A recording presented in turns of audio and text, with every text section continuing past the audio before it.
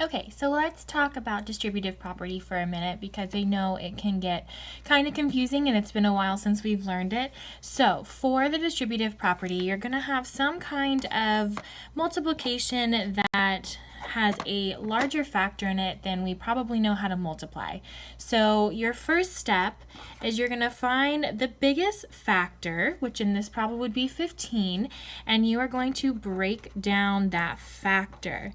So step 1, break down the biggest factor. And what we mean by breakdown is that you are going to find two numbers that add up to that biggest factor. So our biggest factor here would be 15. So an easy way to break that down would be 10 plus 5 equals 15. Okay, so step 2 is you're going to take the other factor, which in this case would be 6, and you are going to distribute it.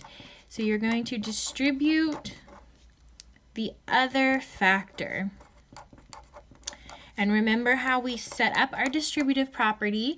We do our parentheses and then we add and we have our parentheses, and inside each we are multiplying.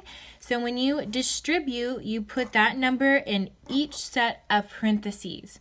Now, our third step is you are going to set up your problem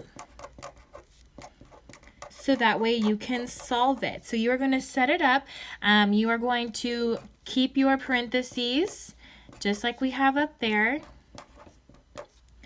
In these spots, that's where you're going to put your broken down factor. So you're going to do 10 over here, and then you're going to do 5 over here.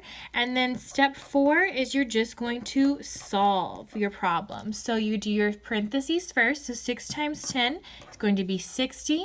You bring down the plus sign, and then you do 6 times 5, which would be 30. And then you just add them together. So 60 plus 30 is equal to 90. So 6 times 15 is going to equal 90. And that is your final answer.